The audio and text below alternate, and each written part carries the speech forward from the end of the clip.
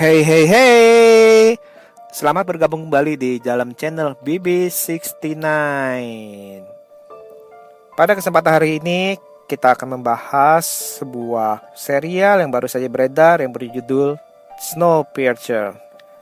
Serial ini merupakan serial post-apokaliptik dystopian yang dengan genre thriller yang diangkat berdasarkan grafik novel yang dipublikasikan oleh Casterman pada tahun 1982. Kisahnya dimulai dengan cerita bagaimana manusia menghancurkan dunia mereka sendiri nih akibat keserakahan dan peperangan yang menyebabkan pemanasan global di mana-mana. Nah, untuk menangani hal tersebut, para ahli membuat alat dengan teknologi pengatur iklim. Namun, ternyata hal tersebut menjadi bumerang bagi mereka sendiri. Karena ternyata teknologi tersebut malah membawa zaman es kembali ke bumi dan membekukan dunia. Adapun Wilford, seorang pengusaha yang visioner, membuat sebuah kereta bak bahtera penyelamat untuk umat manusia. Sebuah kereta yang sangat besar, di mana terdiri dari 1001 gerbong. Iya betul, 1001 gerbong. Kereta yang gerbong-gerbongnya sejogjanya diisi oleh manusia yang ingin selamat dari kiamat musim dingin di zaman modern ini.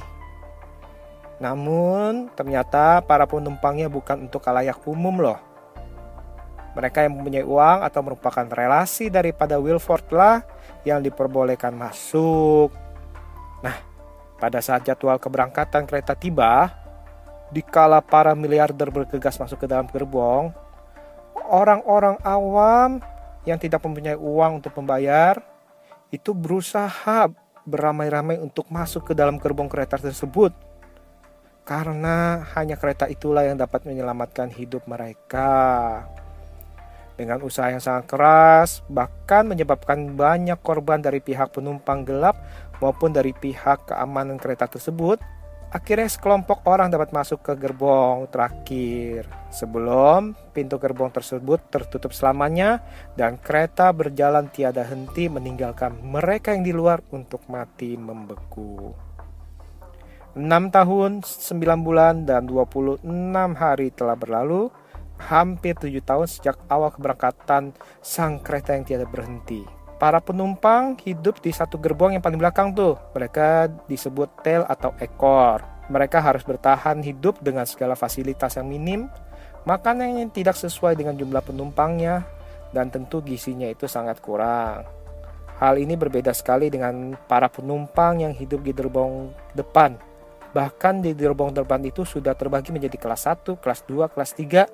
Nah, kelas yang detail itu lebih rendah daripada kelas 3, bayangin tuh ya. Pada suatu hari, Andre yang diperankan oleh David Dix, seorang penumpang tail yang dahulu bekerja sebagai detektif pembunuhan, dipanggil untuk ke gerbong depan. Nah, di sana ia bertemu dengan Melanie yang diperankan dengan baik oleh Jennifer Connelly yang berkedudukan sebagai head hospitality dari kereta. Adapun ternyata maksud dan tujuannya adalah untuk meminta Andre menyelidiki kasus pembunuhan yang cukup sadis di gerbong depan nih. Pembunuhannya ternyata kali ini adalah kali yang kedua.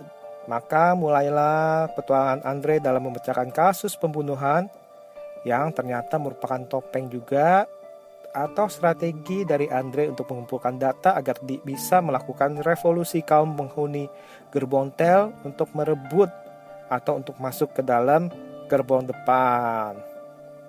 Menonton serial ini jujur aja otomatis mempunyai refleks untuk membandingkannya dengan film layar lebarnya yang sudah tayang tahun 2013 itu. Dan selain itu ada kemungkinan nih kita menaruh ekspektasi yang tinggi dan mengharapkan bahwa serial ini akan melebihi kualitas dari film layar lebarnya. Minimal sebandinglah kualitasnya. Jujur, hal ini juga nih yang membuat saya khawatir nih. Di satu sisi saya senang karena serial ini mempunyai potensi besar karena punya waktu yang lebih panjang untuk menggambarkan apa yang bisa terjadi di dalam kereta itu nih, yang mungkin saat di film layar lebar itu tidak bisa diceritakan karena keterbatasan waktu.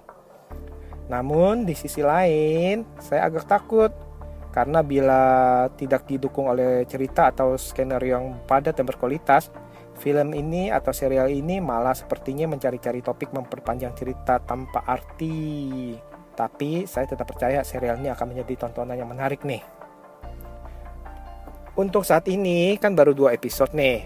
Ada beberapa hal yang menarik nih. Ya, seperti yang pertama, premis di mana manusia harus bertahan hidup dalam satu kereta nih.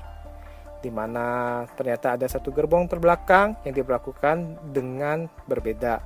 Hal ini sebenarnya di satu sisi itu adalah adil. Kenapa? Karena mereka penumpang gelap, tidak seperti penumpang di depan. Namun di sisi lain mereka adalah sama-sama manusia loh.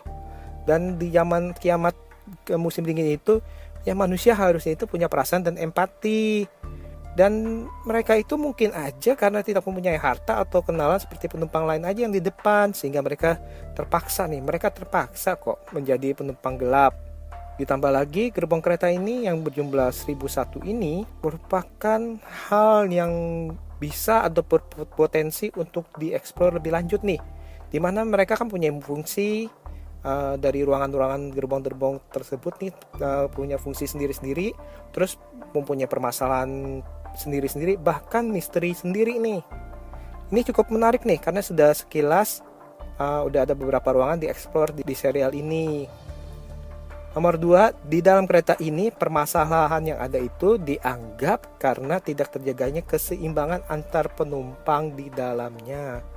Sehingga memang harus ada tatanan dengan hukum yang cukup keras untuk menjaga, memberi contoh, atau menakuti para penumpang nih.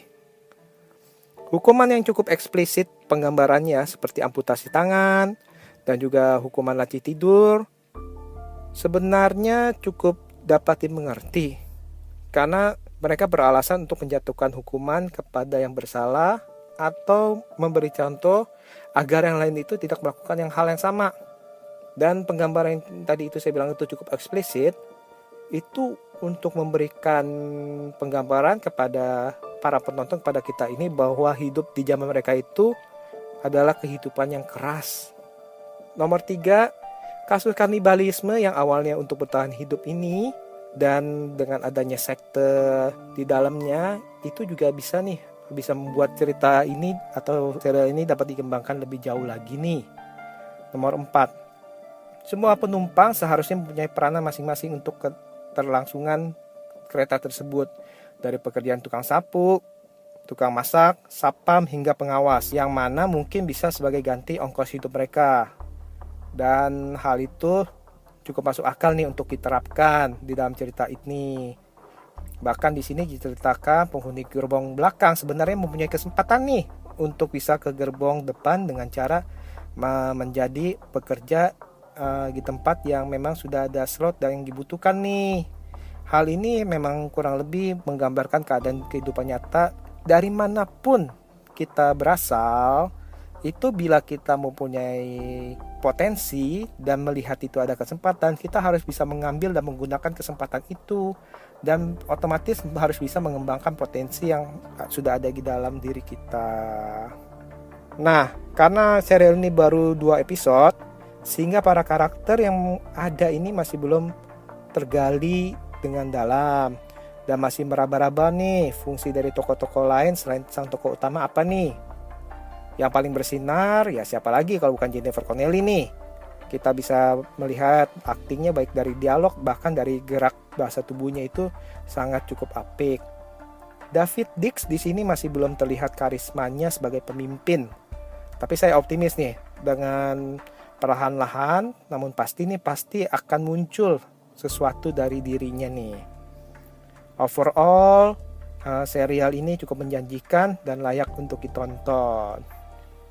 Oh ya, jangan lupa follow podcast kami di BB69, baik itu di Spotify, di Anchor, di Google Podcast, dan di channel YouTube kami. Selain itu di IG kami di @babybuntel69. Oke, see you.